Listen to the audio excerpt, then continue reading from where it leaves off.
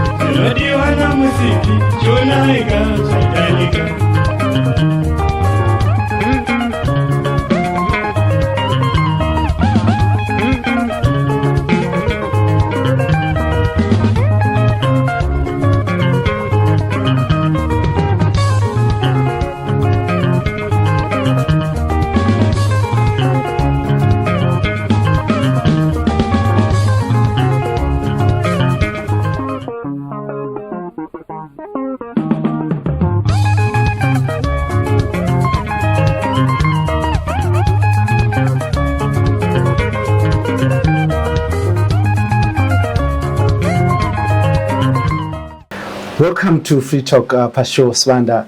On this program in partnership with the Frederick Newman Foundation. Hot in Bulawayo, is it? Yeah, it's very hot. Beautiful. Now let us talk about your recall. You know, you worked very hard, as you have said, to win in Country Park. Yes. But before you could save people, before you could deliver your mandate, you were recalled. How did you feel? Thank you very much, Tara. I think, of course, I felt like the struggle betrayed the people. So, in my view, it's never about how I feel, but it's how the people of Country Park felt, the ones that actually elected me to be in Parliament, with the hope that I'll speak for them in Parliament and I'll make sure that we deliver for them. So, it's a question of how did the people of Country Park feel. I was just a face, I was just a vessel, I was just a leader put in place to say, look, we trust our own to say, push our issues. But some people who are in Parliament have argued that they put money, they invested money into becoming legislators. And you're saying it's not about you, but you put your personal resources, didn't you? Well, it depends. It depends. For some of us, we took this journey knowing the risks that are there, knowing what you have to be there. So I wouldn't say I put only money because, look, I've been in politics since 2014, you know, from Zanu, the MDC, up to the Citizens Coalition for Change, and now trying to usher the new. So there is a lot that we have put in place. So if we were to calculate to say, what is it that we've put in place? I've been in this struggle as far as 2014. And for your own information, for some of us, the day we knew that they are double candidates, we knew that the regime might attempt to recall us. And for a fact, I even suspected to say, if ever the regime would try and do something, Country Park would be number one. So I can safely say to a certain extent, I did budget for that. Yeah, you're talking about double candidates, double nominations and stuff like that. And this is the root of how you were recalled, that you were imposed by Nelson Chamisa when the people or the leadership in this town, in this city of Bulawayo didn't want you. Why were you imposed? No, I wasn't imposed. If you were following the candidate selection process, I was actually nominated as to be member of Parliament for Country Park by a caucus in Country Park. So I never came from nowhere. And remember, in 2019, I was supposed to be councillor in Country Park under MDCA, but the processes didn't go so well. I had to withdraw, even if I could have said, look, I can be a double candidate. So I know that they have been saying that, look, this young man is new, he has not been there, he has been in Europe, what has been happening? So those that was campaign just to attack my but you were in Europe. Yes, I was in Europe. You just come from Europe and all of a sudden you want to lead Country Park. I mean, how dare you? One thing that our people must understand, I was not on holiday in Europe. I was in Europe as a result of continued persecution. I got a scholarship as a student at risk. I was given that scholarship by the Norwegian government. How did I become a student at risk?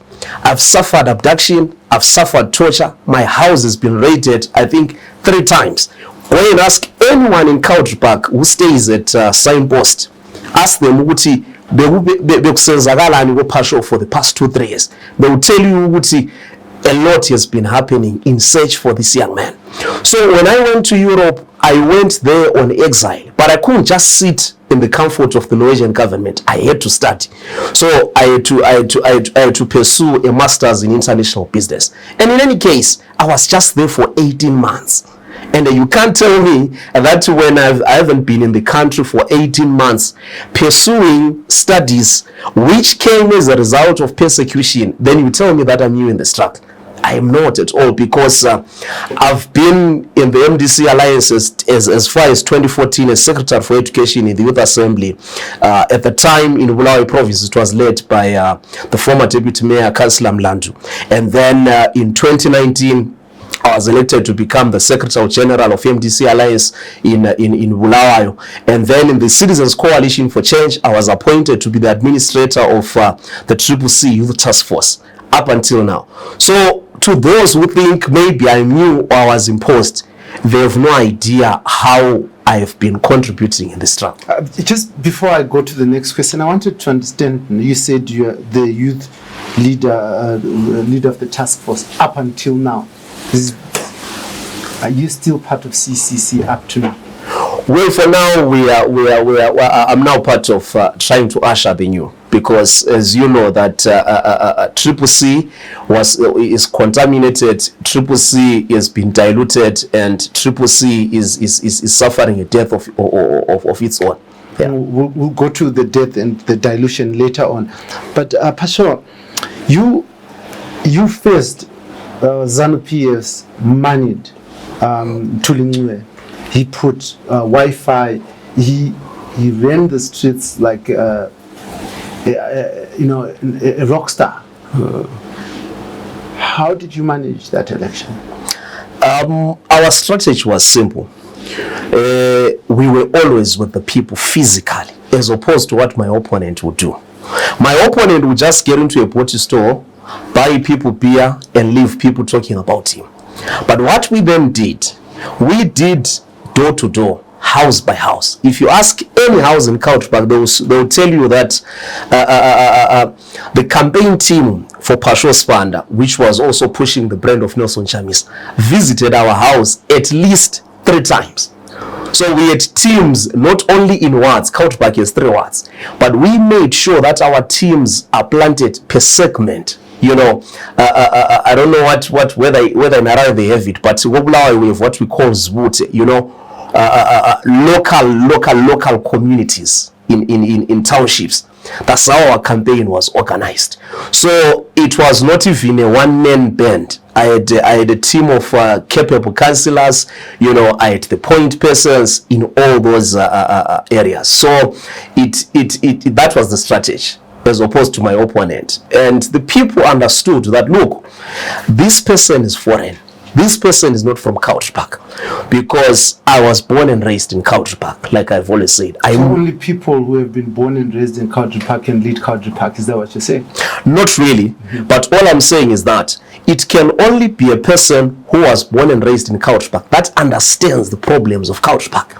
I know what it is to wake up at 6 a.m. when there is no electricity, when there is no water, to go to a nearest high school in Country Park, which would be 15 kilometers, because I stayed in Country Park from 96, when there was no high school, when there was only one primary school, when there were no, you know, proper shopping areas. So when I say I was born and raised in Country Park, all I'm saying is I understand the needs of our people because I've been affected. Understanding them and solving them are 2 different things. The Tulingwe was going to solve them. He had the money, he's got the connections, the finance minister. You robbed the people of Country Park of an opportunity to have their problems solved, didn't you? No, I had the capacity to solve the problems of Country Park, and I still have the capacity to solve the problems of Country Park. And for your own information, what my opponent was doing, it was not his money, it was not his party's money. We did a part of the investigations to say, look, where did this money come from? What was happening? I'll give you an example of the Wi-Fi, which a lot of people were talking about. That Wi-Fi was funded by one of the government parastatals to support this new curriculum called Color, and it was supposed to be in primary schools. So if there's anyone who was robbing any other person, it was my opponent who was now taking, infrastructure which was meant to benefit primary school going kids of Culture and giving it to the general public. Yet people are already complaining about the issue of curriculum. So that shows you that this opponent of mine, he had no idea in terms of what the people wanted. He had no idea in terms of what were the problems of Culture, because had you known that everyone in Culture who had kids who are going to primary school, they were already complaining about a few issues in primary schools, Wi-Fi was going to benefit them. So when I say I understand the problem of Culture, it's not just in surface. Yeah. But which parastatal was this? I don't think I'm in a better position now. You did an investigation, so why don't you talk about it? For all I know, you might just be casting aspersions and there's no credibility in what you're saying. No, I might not say it on camera, but it is there. Let us talk about Chabangu. Yes. Chabangu. Why did he target you? Well, I think the election for Culture was a reflection of a Zimbabwean election. So if anyone was to attack President Chamisa in terms of the parliamentarians, Culture was going to be number one. So I was not the target, but the target was the principal advocate Nelson Chamisa. So they thought that if they recall me following the victory that our people delivered in Culture, that was going maybe to collapse President Chamisa, or that was going maybe to attack the principal. So I was just a victim, but they wanted President Chamisa through me, and that's why they did their first phase of recalls. The second phase, they made sure that spokesperson Ostalos was part of it, Shibaya was part of it, trying to reach to the principal. People have argued, and they say that there were internal contradictions. In fact, they say that your president, Nelson Chamisa, was bringing a whole Zinasu to run this CCC party. And we see it. You have roots in Zinasu. Ostalos has roots in Zinasu. A lot of other new MPs, even proportional representation MPs were from Zinasu. You were Zinasunizing politics in Zimbabwe. That is not true, Dara. Why do I say that? I joined the Zimbabwe National Students Union. At the time when I was in the Zimbabwe Students Union, I also served in mainstream politics aside of the students. So I have a track record in terms of the mainstream politics aside student politics. I've had 3 positions, 2 in the MDCA and 1 in the CCC, and that should tell you that I was not, we're not bringing in Zinasu. And in any case, there is no harm in bringing people who graduate from student politics to mainstream politics. I mean, we have a lot of examples, even here in Africa. But this party that you changed from the MDC to CCC is based and labor back. And you and your principal were busy removing everyone who was labor back. Chabangu, for instance. I don't remember any meeting or at any time where the so-called Chawang was maybe officially removed from the CCC, let alone him being appointed in the CCC. So what I'm saying is he has never been a factor in the Citizens Coalition for Change, as far as I know. It came as news to me when I was in Parliament listening to Mtenda saying, look, I've received an announcement. Who is this person?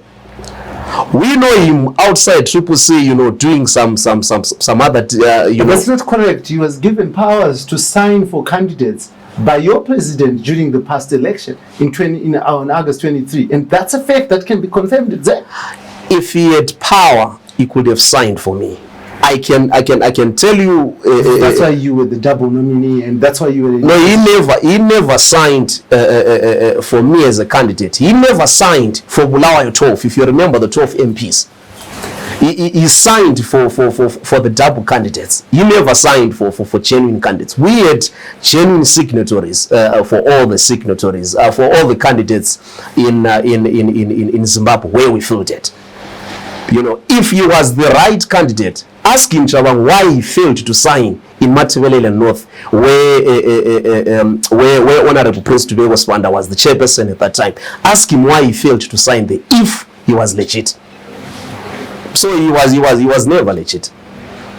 But insiders, people who are inside the party, tell me that he was given power and authority, and later on President Nelson Chamisa felt he tried to withdraw that power, and he then used it to sign for double candidates.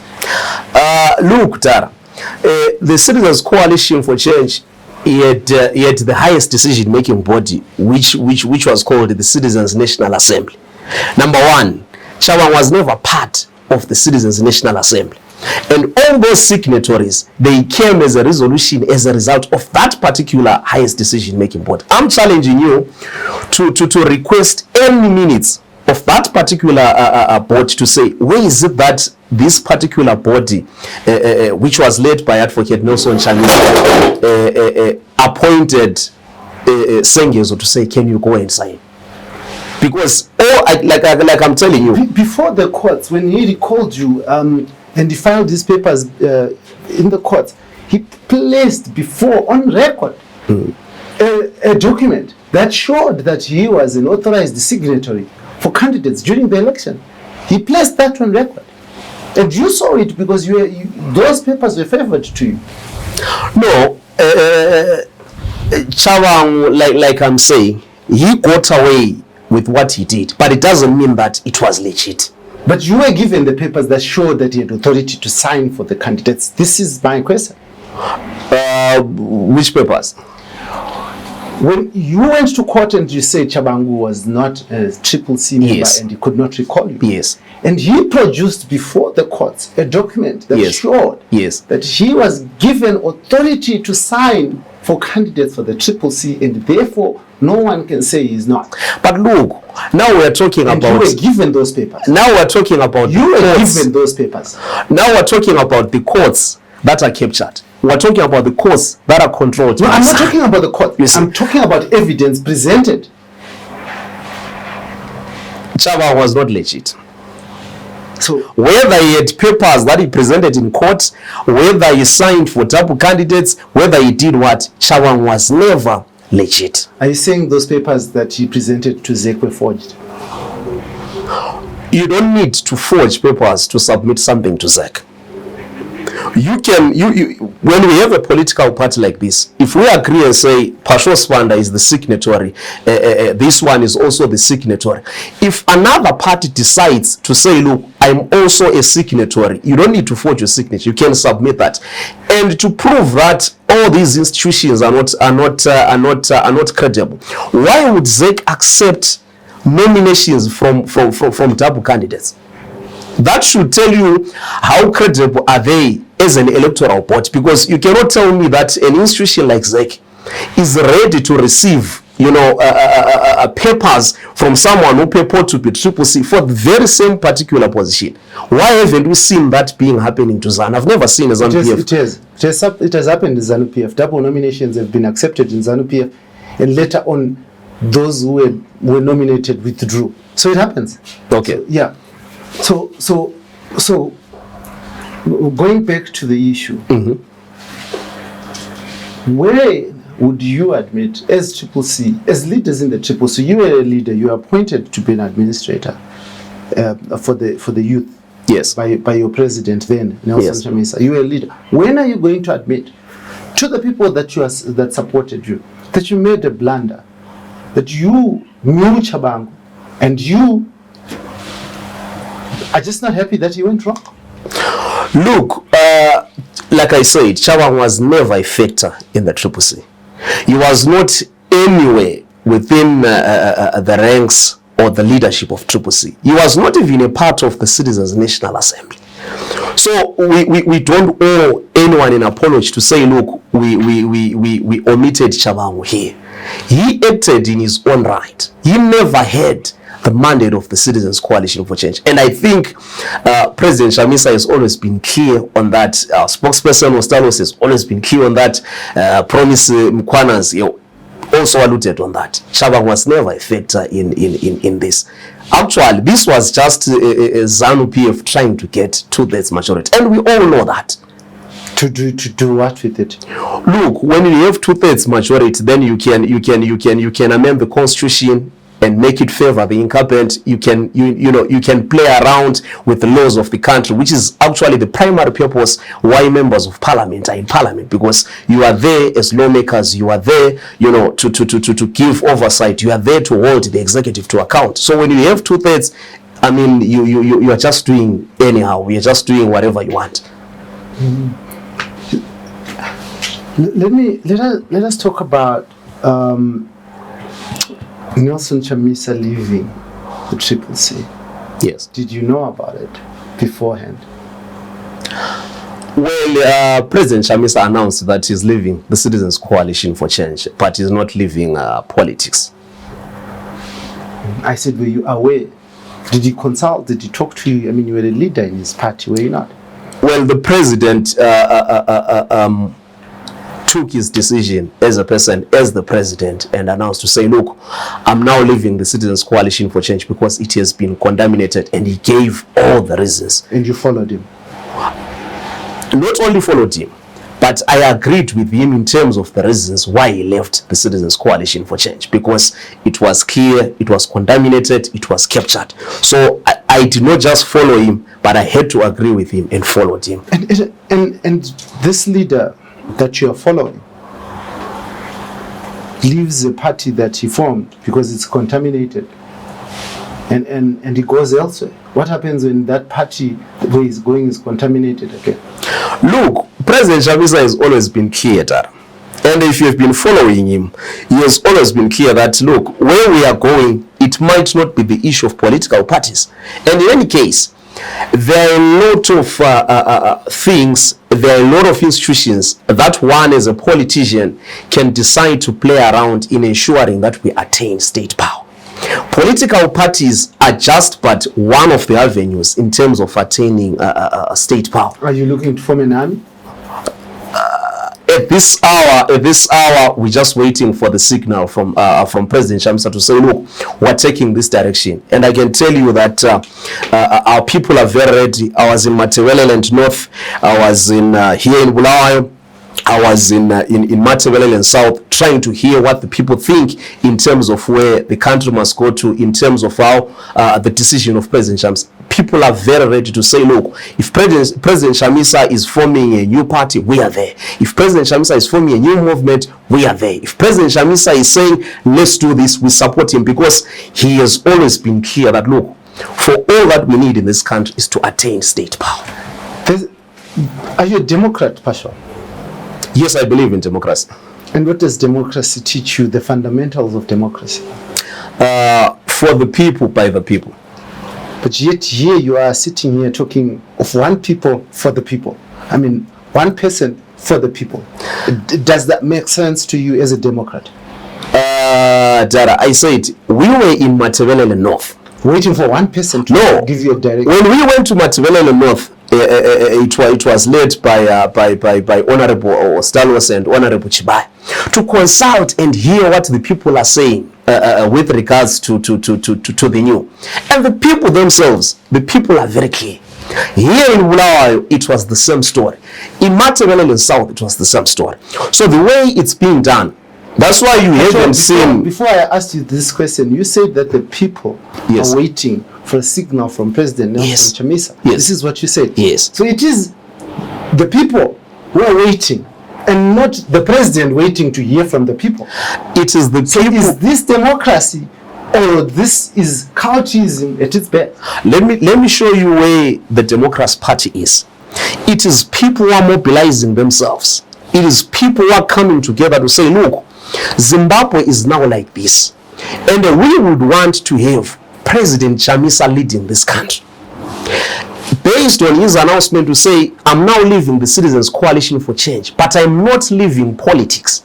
And the people say, look, we are already organized to be led by you. So it is the people who are calling him, it is the people who are inviting him to the political arena to say, look, we understand you have left the CCC, but we still need you to take us forward to attain the state power. So it's the people calling President Chamisa to say, take us forward, not him imposing himself to the people. He never said, look, I'm leaving the CCC, therefore if you want to be with me, do APC, or no. He said, I'm leaving the Citizens Coalition for Change, but I'm still in politics. I'll announce my next move. And this is what the people said, look, while you are yet to announce your next move, we're mobilizing ourselves, we're getting ready, until a time comes where you say you are now coming, and then you lead us. As you mobilizing, as the people say they're mobilizing themselves, I mean, politicians are notorious of that, to say it's the people when it's actually them. But anyhow, there has been reports that already before the movement starts, you are fractured. There's a busy attempts to elbow each other. You guys are power hungry. You don't care about the people, do you? I haven't heard about that in Bulawayo. I haven't heard about that in the youth. The young people of this country that we lead, who follow President Chamisa, they are clear, and we are all singing the same song to say, look, we are the future, we need the future, we support the vision. You're following him to where? To attain state power. How? He's coming, he's still in politics. President Chamisa is still in politics. What is your plan to attaining state power? Well, that will be availed by the new. Don't worry, the new is coming and everything will be unpacked. You don't even know, do you? Even if I know, I cannot unpack it now. We can only unpack it when President Chamisa has clearly put it as the leader of the new. You don't know. No, I'm very much convinced. I'm very much convinced that you're in a vacuum right now. Not really. I know where we are going. I know what the future holds. Where are we going? Because trust me, if I didn't know where we are going, I'd have reason to say I'm staying in the CCC. You know, if I didn't know where we're going, you're fired from the CCC, so you can't stay from the. No, I was not fired from the CCC because we all know Chabang was never a factor. Chabang is controlling the party right now. He is in Senate. He is running the shot. No, Zanu put him in Senate. And Zanu put him in CCC. Zanu made him to recall. Zanu made him to appear as if he's in control. So Zanu is actually the one which has caused all this chaos. You know. So the bigger picture is not even Sengezo Chawangu that we have seen. The bigger picture is Zanu. That's why when I'm seated here, I'm talking about state power. I'm no longer worried about these other gimmicks. You know, we've seen these things through, you know, Omonzora, through the other splits and so forth. But the root cause remains Zanu. And that's what we have understood. That's what the young people of this country understand. That's what these people that we have always been meeting understand. Go to Binga, you know, I come from Blunt, go to Tumpois. They will tell you that we're sick and tired of people that are being used by Zanu. It's only the courts and Zeki that do not understand or acknowledge who Chabang is. But the people, which is the school of politics, understand that, look, this is Zanu doing this, and we are waiting for President Chamisa. We are it. Now, recently, CCC announced that it now has a new leadership. I mean, not new leadership, but those who were in leadership previously have taken over the party, the vice presidents and stuff like that. What is your understanding of that position? Look, when President Chamisa left the Citizens Coalition for Change, he highlighted a list of reasons to say, I'm saying CCC has been contaminated because of APC. And like I said, we have been, and we are still in agreement with him. So to say the remaining, whatever they are doing, it's immaterial. They appointed presidents to say it's rotational, it's 30 days, and I'm sure you are also wondering what has been happening ever since they appointed those leaders. which shows to us that it's not even a factor, it's immaterial. Our focus now as the young people of this country, our focus as leadership is on the new, to say, okay, how do we get to attain state power and free our people? But you were almost blocked from participating in the initial election, weren't you?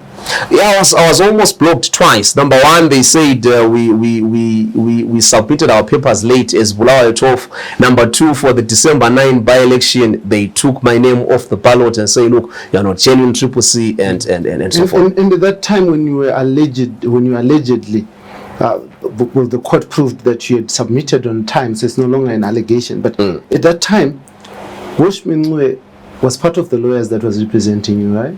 Yes, you did assist with the legal work and everything. And even after putting all that work, you have accused him of working with Zanu PF. Is that a fair accusation? Look, I for one, I respect Professor Woshminwe as a person, as a lawyer.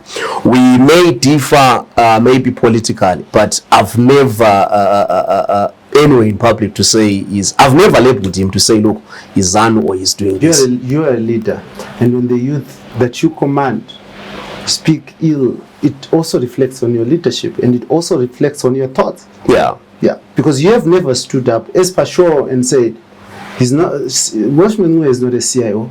You have never said that in public.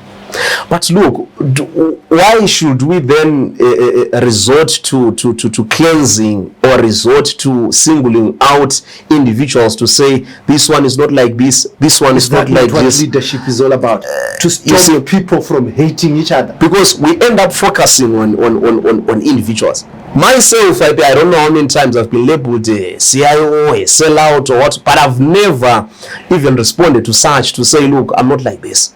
So my style of leadership is based on the collectivism, to say, what is it that the collective want? I'm not worried about to say this one is being labeled this one is being labeled this. And my approach has always been to say, how best can we help President Chamisa attain state power?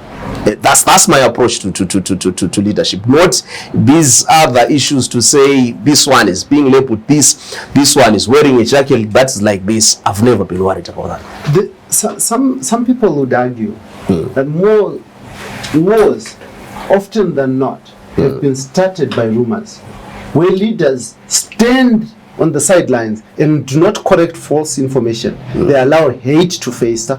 And this is what has happened with your movement. You've allowed people to be singled out. You have kept quiet. You have allowed them to be attacked. And as leaders, you have not stopped your people. I must admit that, of course, here and there were omissions, there were errors, and we might not be perfect as leaders, especially in the opposition. But President Chamisa has always been clear that, look, let's focus on the goal. Even he himself. How do you focus on the goal? How do you focus on the goal when everything else around you is collapsing? How do you get to the goal? It's a lot that is happening, Dara. Share with us. When we're in the opposition, you see, we're trying to say we want to attain state power. We get infiltrated. And that's why you're talking about maybe internal disputes. We also get attacks from Zanu. So we have a lot of wars as the government in waiting. And it's not so easy to say we can be perfect.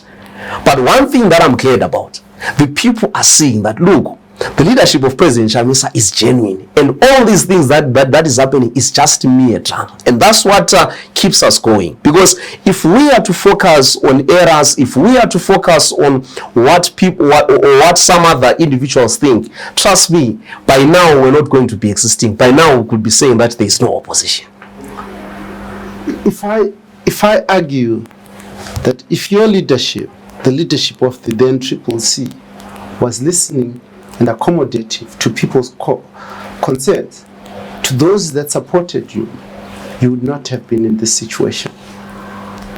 I beg to differ.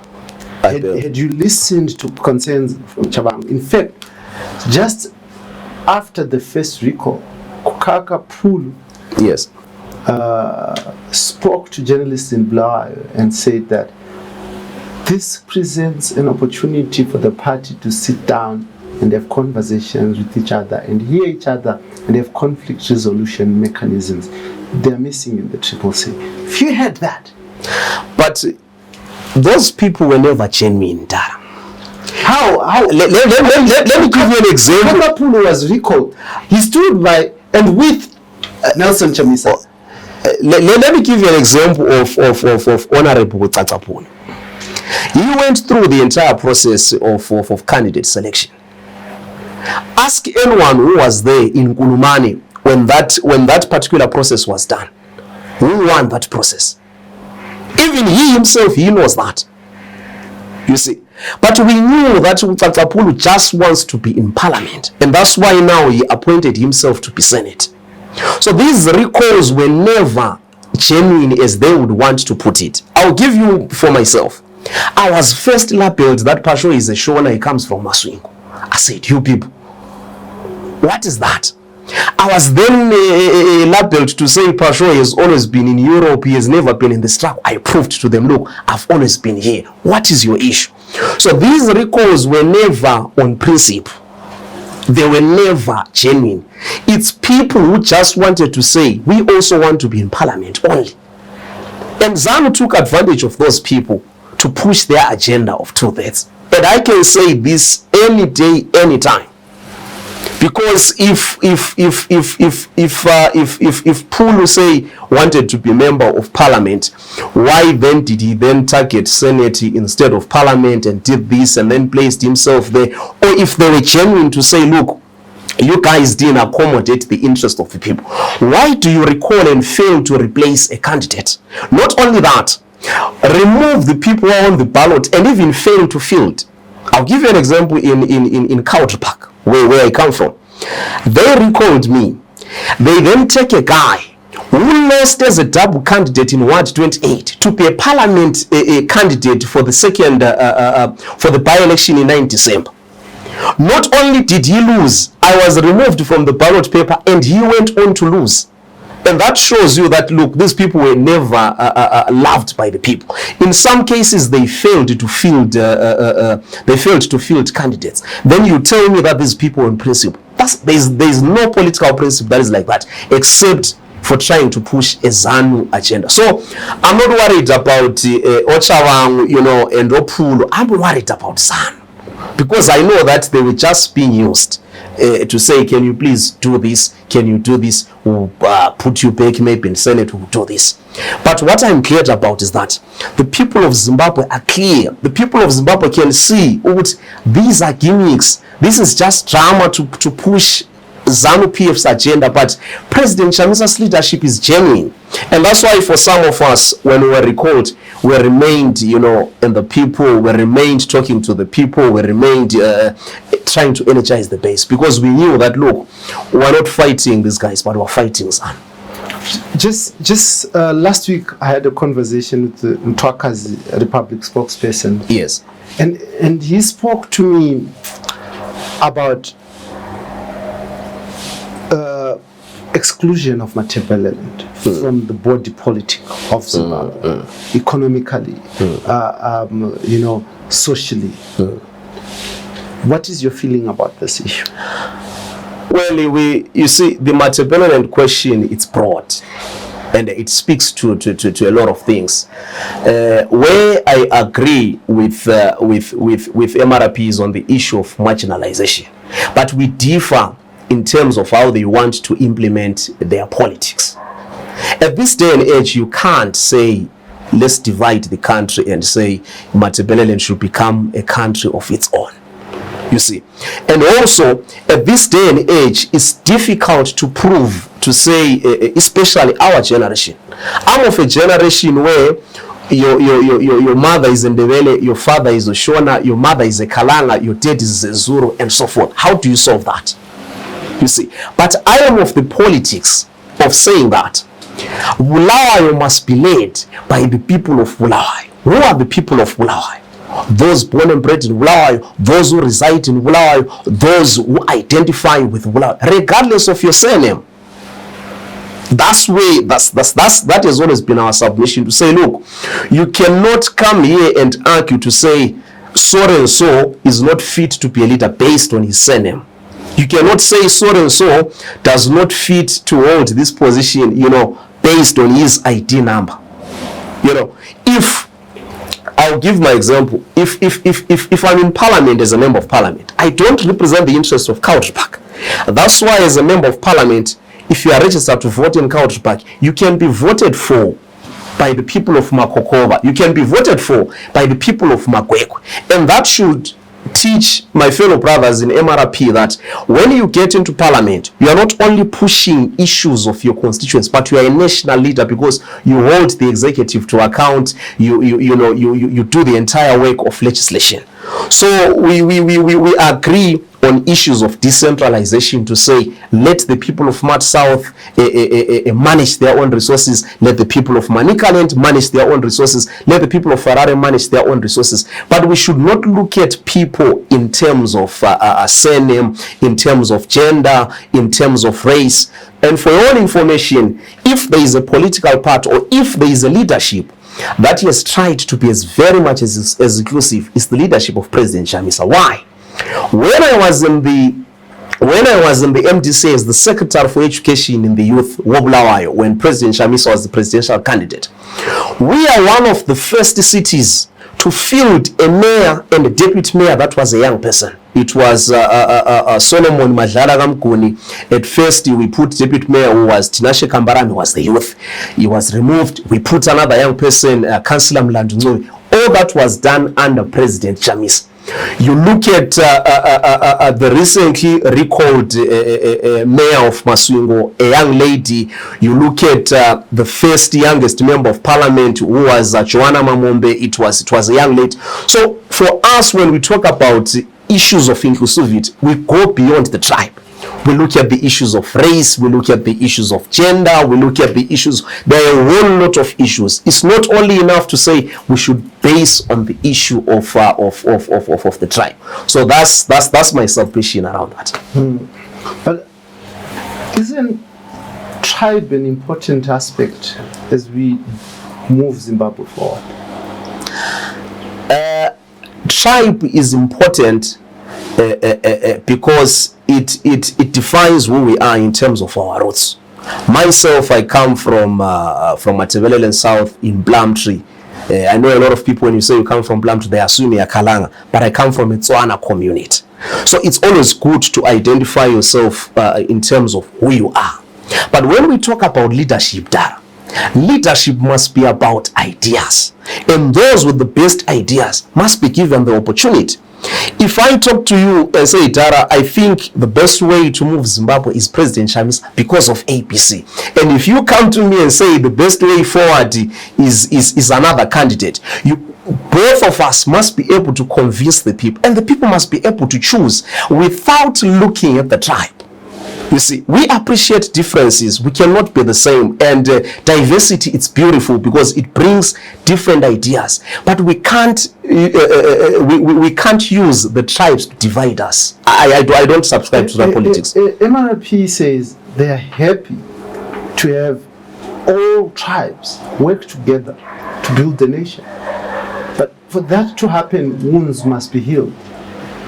Because the foundation on which this country is laid on other people's wounds. What is your view of that thinking? Of course, as a country, we need to heal.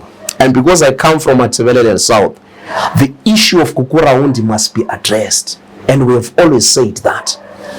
But it then becomes immaterial when we politicians want to use that serious issue to politic. We should not politic when it comes to the issue of Kukuraundi, because what my friends, my colleagues in the MRP they want to use the issue of Kukuraundi to settle political scores. Remember, people lost relatives, people lost lives. Where I come from, Empoins, there's a place called Ekrosin. It's more like a bus stop. The bus stop on its own, it's built on top of a mass grave. It's not a pleasing place to be. So for me to listen to someone, to go to our people and politic and say, no, vote for me because Kukuraundi, no. We must address the issue of Kukuraundi as communities, and we can't afford to have perpetrators or people that are perceived as perpetrators to lead the healing process. We need neutral people. We need a different approach and ensure that our people heal. Where do you get neutral people in a country that is deeply divided and polarized like Zimbabwe?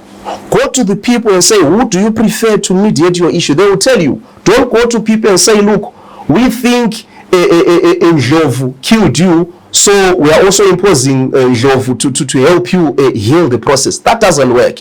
South Africa has done it. Go to other countries. Rwanda is successfully doing it under President Kagame. So when we talk about the healing process, we must be sincere. We must leave our political jackets and say, people, we've been affected as the people of Cholocho. We've been affected as the people of Matobo. How best do you think we can solve this? How best do you think we can forgive? This issue of trying to politic on Kukuraundi, it's actually causing more wounds. It's actually dividing our people. That's what I can say. You said you have a plan, and I mean you're waiting for it to be laid out. But what is your plan? What does your plan look like with Kukuraundi? Well, our plan has always been out there. President Chamisa has always been calling for proper and genuine reconciliation and proper healing through proper processes. Like what I've been telling you, that let's go to the people, engage them. Don't impose your solutions to people that have lost families. It doesn't even take a lot of resources or a lot of time or a lot of people. Go to those communities. They will tell you the solutions to say, look, we think, we believe this has to be done. And if we follow that, our people will heal, we have a genuine reconciliation, and this thing will always be put in maybe as a memory, not as a wound. Mm-hmm. Now, let us talk about the season that we are coming to, the farming season. Yeah. Bad as it is. Yeah. What are your projections?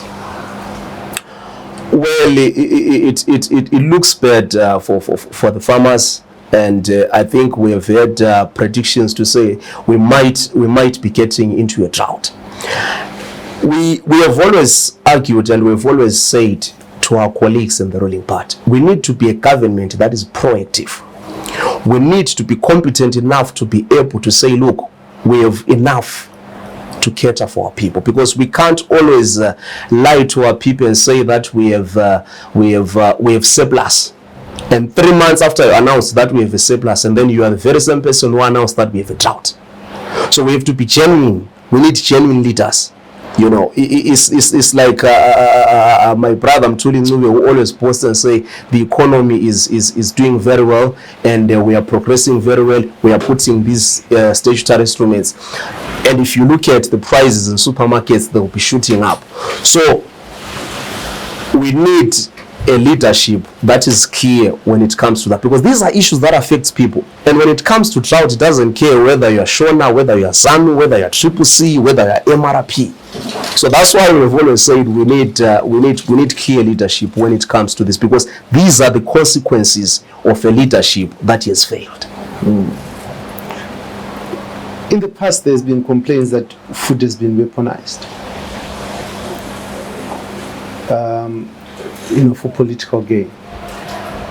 In your view, have you come across this, and what are you doing as political leaders to ensure that even those that have supported you in the past do not go hungry if food is weaponized? You see, communities, particularly in rural areas, they have always been victims of food aid being weaponized, because this is how the ruling party has always done it.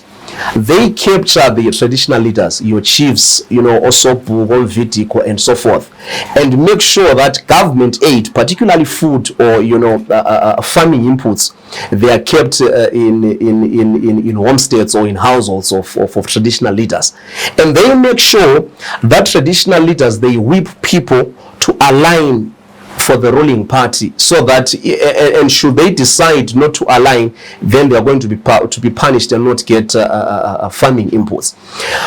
We wish for a Zimbabwe where traditional leaders are left to be independent and run their communities the way they see it fit. As politicians, we shouldn't interfere with the traditional leaders, because that's where the problem is. The moment. But the question is, for sure. Yes. What are you doing to ensure that you allow these people that have risked all in these rural areas are not affected by this drought? We are trying we're trying to see what we can source to assist our people.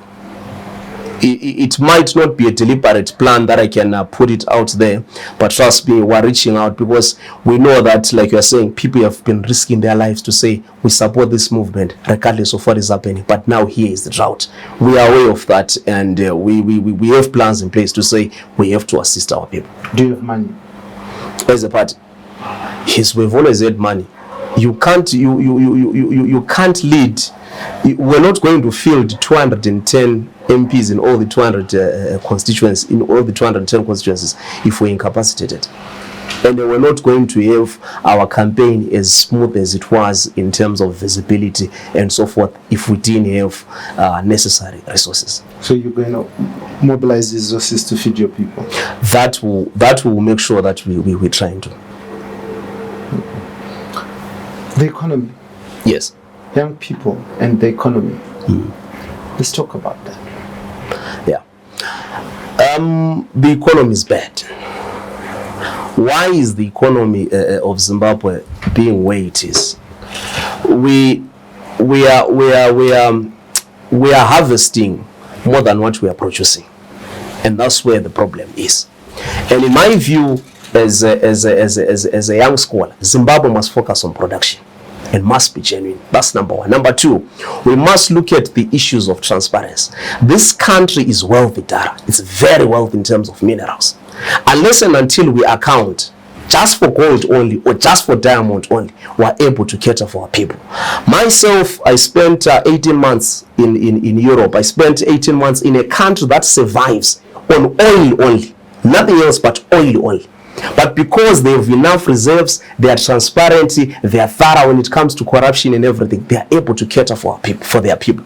So before we look at a lot of things, if we fix the issue of corruption, if we fix the issue of transparency, we are able to feed our people, we are able to take care of our country, and then we move to other sectors. You cannot talk about tourism in the world without talking about Zimbabwe. But why is it that when you go to Matabele North, when you go to Victoria Falls, you know, the bank accounts of people or the lives of people does not reflect that they come from a province which is one of the 7 wonders in the world, even the infrastructure. So the problem that we have on the economy is the leadership problem, because when we have bad leaders and then they're taking bad decisions and then they are masters of corruption and our people suffer, and that's why the economy is what it is today. Your leaders in the opposition have called for sanctions, and that's why the economy is where it is. We have never in the opposition advocated for sanctions. If there is any sanction that we want it to go and went today, it's Zanu PF. We have never come out in the open and say, look, sanctions are okay, we need sanctions and so forth. But when we talk about sanctions, we must understand what is the root cause of sanctions. Why are the political elites being targeted for sanctions? It's the issue of human rights. And like I told you in the beginning of this interview, that I had to leave the country fleeing for my life because I've been exposed to an abduction. My dad was beaten and left in a cemetery in Luveve there when the state was hunting for me. And you call that a normal state. So unless and until we fix our politics, once we fix our politics, we run our country properly, all these things, the issue of sanctions, the issue of the economy will get into line. So we have to fix the political problem in this country. Where do the youth stand in terms of the young people, in terms of participation in this economy? I think the young people are trying, but the economy is not favorable to absorb them. Why do I say so? You engage with a young person who comes straight from college, and you expect maybe that young person to start a business. They probably broke, they probably don't have the experience, they probably don't have the exposure, but you're expecting those very same young people to be absorbed by the economy.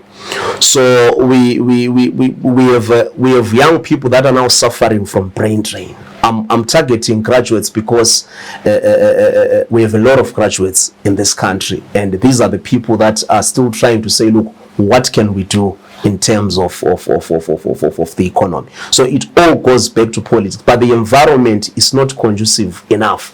If you look at any sector, if you look at the mining sector, you look at the fees of licensing, you get to agriculture, you look at the issue of procurement of materials, you look at to construction, how easy it is to get a tender in government, you look at the issue of services. It's not so conducive for young people to tap in or to start businesses.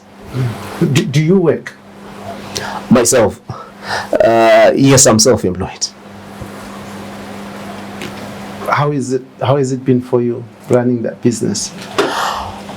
Well, it's not moving as it should, because Zimbabwe is inconsistent, particularly in terms of policies. And I've always said to people that we can't run a country based on statutory instrument, SI after SI after SI. As long as there is no consistency, the economy doesn't function. Because I'll speak to you about the issue of the social contract, and then I'll break it down to you why business is difficult in Zimbabwe.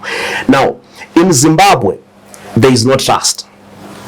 Governors are afraid of the government. The government or the citizens are afraid of the government. So when there is no trust, yourself, you can't take your US dollars and put them in a bank because you don't trust the system. So if we as the citizens do not trust the system, how much more of investors? How much more of business people? So unless and until we fix the issue of the social contract, business can flow. But Wikinell is successful. He's buying cars for everyone. But what is... We stay in the same country, don't we? No, but that is not success. You must be genuine in terms of where he's getting that money from. And we all know, like I told you, I come from Atevele in the south. We all know of a project that he got that he didn't even finish. Yet he finished that. Do you think that we're going to be having load shedding in this country? We must be genuine and speak about these things. We must teach our young people that it's possible to make money out of a 8 to 4 a.m. job. I stayed in a country where it was possible to be a millionaire when you're a plumber, where it's possible to be a millionaire when you are a journalist. You don't have to be in politics to be a millionaire. You must do things in an economy that is functioning well. And why is it that those that are giving out freebies are found on the other side of the politics, not on the other side of the politics? You stayed in this country of opportunities that you talk about. You came back home. Why? I've always been driven to see the lives of our people change. You see, we can stay in the diaspora, we can live lavishly, but as long as I come back home and I still drive on the roads where there are potholes, then it's vanity. For some of us, we came into politics not just for positions, but to see Zimbabwe changing. And that's why we chose to say, look, while we are studying, while we are doing this, let's do politics and try to change the lives of our people. That's what motivated us. The fact that I can still relate when I see a young girl who goes to Couch Park Secondary School, without the basics. I was reading this morning. Students from NAST were actually sending me a report to say, Honorable MP, we were denied access to write examinations for our final year semester simply because we didn't pay school fees of $250. So it is those issues that have found some of us in politics when we think about such issues. And that's why we chose to say, look, let's join the democratic alternative. In Zanu PF is taking you to the cleaners, infiltrating your political party, getting you out of parliament, and now you are homeless and looking for colors. You see, there is no struggle without process. And the Zanu PF that we see today, remember, it didn't start at Zanu PF. They had to change names, they had to change colors, they had to come together, they had to do this. So it's a part of the struggle. And like I said, what makes me, what gives me a smile is that the people, which is the school of politics, the people are very clear. The people know who their genuine leaders are, and the people are gathering around President Chamisa. And in no time, we will take over this country. I'm going to take you to court if you're using my color. No, we know that you have always been blue, and it's not about colors, it's about the leadership. There is nothing in a color. That's why when they took Harvest House, which they're even running it down, when they took color red, which they even failed to even field the candidates, they left with the color. So even if we become pink, even if we become gold, people know that we are genuine leadership. Amazing. I wish you the best of luck in what you're doing. But before you go, Pastor, I'll give you an opportunity to talk to the people of Zimbabwe, to look at the people of Zimbabwe and tell them something that maybe I didn't ask you that weighs heavily on your heart. You have that opportunity to interface and send your message. Thank you very much. People of Zimbabwe, we are living at a time where all of us, we have to be strong. We are living at a time where it's not so easy for young people, for women, for the elderly. But what I can tell you is that let us remain strong. There is no struggle without bruises. You have showed the government on 23 August that we can do it. We did it in 1980. We did it in 2018. We did it in 2023. Let's soldier on. Very soon we will deliver Zimbabwe for change under the capable and able leadership of President Advocate Nelson Chamisa. Thank you. Amazing. Thank you very much, Pastor, for coming through to join us. Amazing city it is, Bulawayo. Very, very, very hot. And I also understand that you're facing potentially serious water crisis that could cost a lot of jobs in this town, and also leave many homes without water, and could possibly cause waterborne diseases. Yeah, it's really sad. It's really sad when we talk about the issue of water in Bulawayo, And why I say it's really sad is that we have always said, Dara, let's allow Bulawayo City Council to manage its own water. Let's not have the issue of water being centralized, being managed by Zanu, because it's costing Bulawayo. By now we should have completed the issue of Zambezi water project. But if you had asked to say, what is happening? Why is it that our people don't have water? It's not like we don't have means of doing these things. And like President Chamisa has always said, we have the plans, we have the ideas. All we need is just to attain state power and ensure that we deliver Zimbabwe for change. And attaining state power is the question, and how to get there, how to walk to State House is the big $1 million question. And President Emerson Dambudzo Mnangagwa once said, someone who is walking on foot would get to China, would cross all the seas and get to China first, before a person driving to State House, other than that from Zanu PF, can reach that. Now this remains to be tested, this remains to be seen. This will always be the Free Talk with me, or what's as usual, Dara B in Bulawayo, and we are talking issues that affect the people here, issues that are radiating through this country as the young people, the old, from all types, seek solutions to solve Zimbabwe's problems. Now on this, the Free Talk, we believe everyone must be heard. We believe people should talk to each other and not through each other. And this is the platform where we ask the question, so what? And the answer must be given here. Thank you for joining me. Until next time, I, your host, Dara B in Bulawayo, and thank you very much, Pastor, for coming through.